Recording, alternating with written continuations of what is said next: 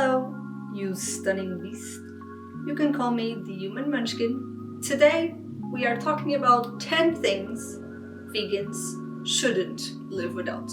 This video is for those people that want a bit of an insight into a vegan's life and maybe what we do different or what we introduce into our life when we become vegans or plant-based or strict vegetarians can use this as well. I've been a vegan for over 4 years, so 4 years and a half now, and these are some things that really helped me transition, and these were things I actually introduced through the years, and I will explain this a little better as we go through the video. Number one, and all vegans know about this, I did not know this existed before I was vegan, and it is nutritional yeast.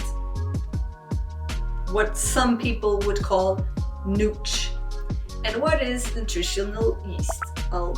Here's an image of what it is. Because it usually has B12 in it, it is a very great way of getting that B12 for vegans. It has a cheesy taste to it. So any recipe that requires that kind of like cheesy taste that a non-vegan would usually get with cheese, we add nutritional yeast. And this is something that you will find in every vegan's pantry. The one thing you have to be aware of, first impression wise, is the smell can be a bit weird at first, but you'll love it eventually. 2. This one is about knowing your reasons to become or be vegan. You need to know in your heart what it is that made you go vegan so you can maintain yourselves through the years. Why do I say this? A lot of people become vegan out of like either trend or because they think that was a nice thing to do. But in fairness, you do have to remind yourself why you became vegan in the first place. If you've become vegan for the animals, if you don't see the suffering that goes behind it, you might eventually forget because you see maybe your family members or your friends indulge into animal products and you might be like, I don't really remember why I went vegan in the first place.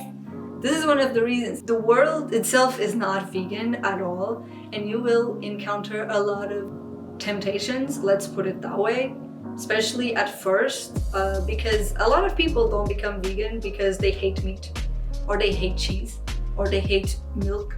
No, like I used to love all of these things. That is not the reason why I became vegan at all. A lot of new vegans might encounter the fact that a lot of celebrities or famous YouTubers were vegan and then they just stopped, usually because of health reasons.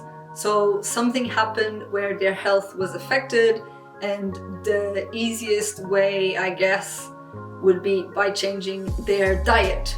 Be it a placebo effect or not, it could be that their diet was too restrictive or they weren't supplementing properly. As we've heard through the years recently, adopting a vegan lifestyle or a plant-based diet might contribute to some health improvements in a few different ways.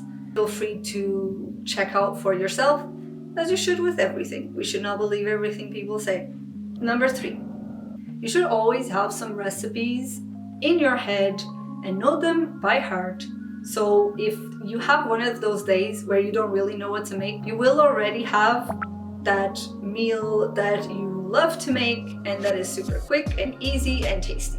One way to do this is to pick up a good few vegan recipe books that have very simple recipes that are easy to make and very quick. You can actually give them your own twists and add your own herbs and spices the way that you like them, and this way you won't resort to oven foods that might be a little bit less healthy.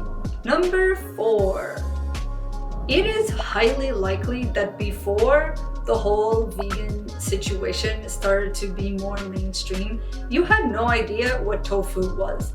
I had no clue what tofu was 4.5 years ago, and I'm glad I found out about it because it is actually pretty good if you know how to make it, because tofu by itself tastes like nothing.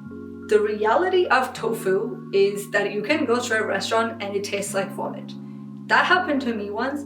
I went to a restaurant and I literally had, and I will never forget this, but I actually knew that tofu could taste amazing, because before that and even after so many times, I've tasted tofu that is absolutely, oh my god, amazing.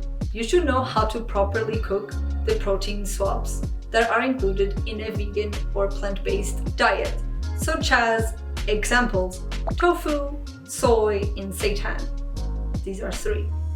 5 is super important for all vegans and even non-vegans. Vitamins are super important when you are on a plant-based diet. Everyone that has a brain will let you know that you should take a multivitamin. The ones I find especially important for me and my skin health is actually the omegas, especially EPA and DHA. Number 6, friend groups or online groups that you can share your thoughts and your doubts with without judgment.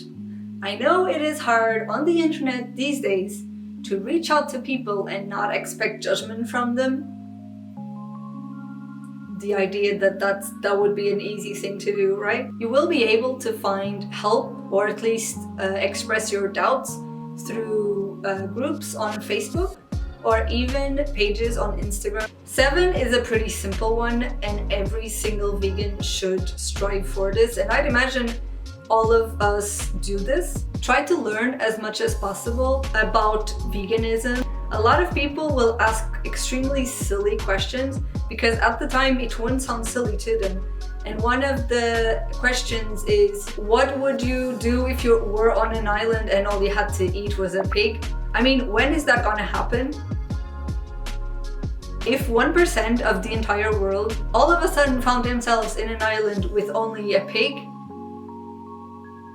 I would say, okay, that is a fair question. But that doesn't happen. It's extremely hypothetical, and it's almost impossible that you, of all people, will end up on a deserted island with a pig. And as you learn about it, lower your expectations on what veganism will actually do for you. Don't believe that it will magically heal all your ailments or give you like superpowers, because eating a plant-based diet does not provide you with superpowers. Everyone is different, so something that might happen to someone might not happen to you. It really depends on your genetics, it really depends on your allergies. Someone might have allergies that you don't. A person that is allergic to soy will have a very, extremely hard time actually adopting a plant-based diet. It is possible, I would imagine, but it would be very hard.